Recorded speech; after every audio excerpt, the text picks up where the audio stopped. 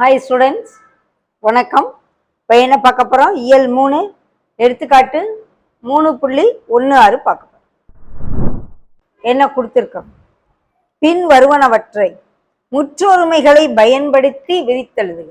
முற்றொருமைகளை பயன்படுத்தி விரித்தெழுதுக. First sum 3x plus 4y the whole square. இது என்ன பேட்டர்ன்ல இருக்குன்னு நம்ம பார்க்கலாம். a plus b the whole squared பேட்டர்ன்ல இருக்கு. அப்ப ஏங்கிற இடத்துல 3x இருக்கு, bங்கிற இடத்துல 4y இருக்கு. ஓகே, அப்ப ஃபர்ஸ்ட் ஜெனரலா a plus b the whole squared formula என்ன, அதை முதல்ல எழுதிக்கங்க. a plus b the whole squaredக்கு என்ன formula? a square plus 2ab plus b square. Okay, இப்போ a இருக்க இடத்துல 3x இருக்கு, b இருக்க இடத்துல 4y இருக்கு. ஓகே, அப்ப 3x the whole square plus 2 into aக்கு பதில 3x, bக்கு பதில 4y plus b ஸ்கொயருக்கு பதில 4y போட்டு இப்படி ஹோல் ஸ்கொயர் பண்ணணும். ஏன்னா 4க்கு ஸ்கொயர் வரும். ஸோ இப்போ இது என்ன ஆயிரும்? 9x ஸ்கொயர் 6 24xy எல்லாத்தையும் மல்டிப்ளை பண்ணணும். 4 ஸ்கொயர்னா 16y ஸ்கொயர். வெறும் ஒய்க்கு மட்டும் ஸ்கொயர் கொடுத்துடக்கூடாது, அந்த நம்பருக்கு சேர்த்து ஏக்கு பதில 3x, பிக்கு பதில 4y என பிரதியிட அப்படின்னு எழுதிக்கலாம். ஓகே, ஏ இருக்க இடத்துல 3x, பி இருக்க இடத்துல 4y போட்டு சுருக்கணும்னா இதோடைய விரிவு 3x plus 4y the whole square உடைய விரிவு 9x square plus 24xy plus 16y square. இதுதான் இந்த இதோடைய விரிவு. Okay, some. செகண்ட் சம்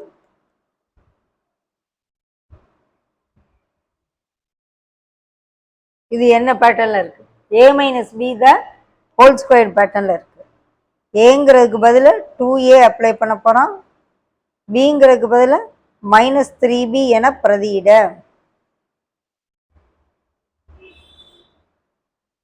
ஜெனரலா a minus b the whole square என்ன ஃபார்முலா?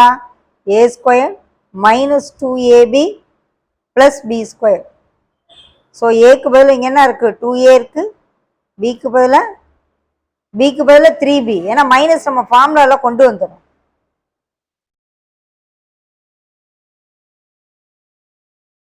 ஓகே, ஜெனரலா இல்லைன்னா a plus b என்ற ஃபார்முலால போடையில பிக்கு பதில -3b.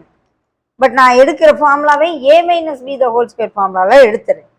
ஓ, ஏக்கு பதில 2a ஸ்கொயர், 2 into ஏக்கு பதில 2a, பிக்கு பதில 3b plus 3b the whole square. Multiply பண்ணுவோமா? 4a square 4 3s are 12ab 9b square.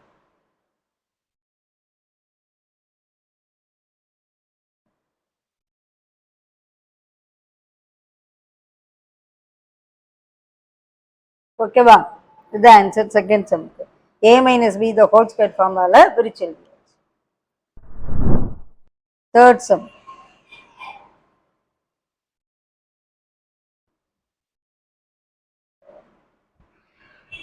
இது என்ன பேட்டர்ன்ல இருக்கு?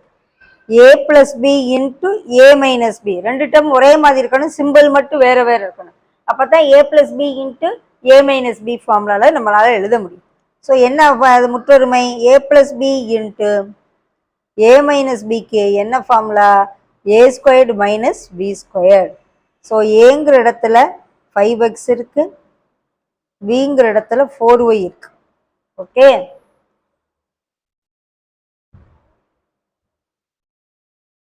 into 5x minus 4y என்ன formula? a square minus b square.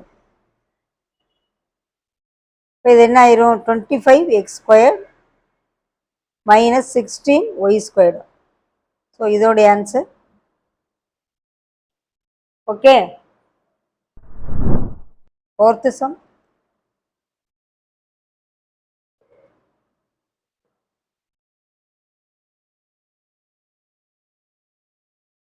இது ரெண்டு m ஒரே மாதிரி இருக்கு, பட் இது வேற இது வேறையா இருக்கு. ஸோ இது என்ன பேட்டர்ன்ல இருக்கு அப்படின்னா a plus b into a minus b, அதே ஃபார்முலா தான். ரெண்டு ஒரே டேர்மு, பட்டு b வேற வேறையா இருக்கோ. ஸோ இது எப்படி எழுதலாம்? இதுனா x plus a into x minus b, x plus a into x minus b. இது வேற டேர்மு, இது வேற term. Okay, m plus 5 m minus 8. இப்போ இது 5, இதுவும் 5ஆ இருக்கணும். அப்போ தான் a plus b into a minus bன்னு எழுத முடியும். ஓகே, இங்கே பாருங்க ரெண்டு ஒரே டேர்மாக இருக்கு, பட் சிம்பிள் மட்டும் மாறி இருக்கு. பட் இங்கே சிம்பிள் மாறினதோட நம்பரும் மாறி இருக்கு, plus 5 minus 8. So x plus 5 into x plus a into x minus b. இது சைடில் நம்ம இப்படி பெருக்கி கூட பார்த்துக்கலாம்.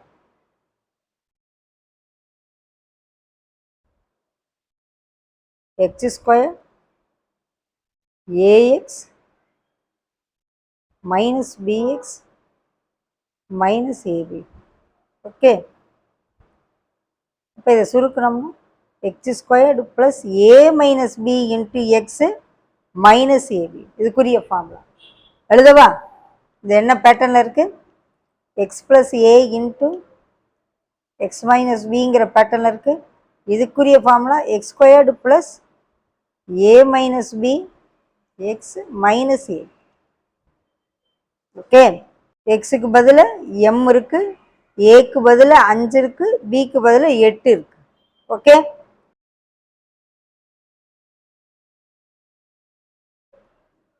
எக்ஸ் ஸ்கொயருக்கு பதில் m square plus a minus b, ஏங்கிறது 5, பிங்கிறது 8, இன்ட்டு எக்ஸுக்கு பதில் m, எக்ஸுக்கு பதில் m minus a into b, 5 into 8. Okay, அதுதான் முதல்ல இந்த மாதிரி நீங்கள் எழுதி வச்சுக்கிட்டீங்கன்னா அப்படியே அந்த ஃபார்முலாவில் சப்ஸ்டிட் பண்ணிடுறோம்.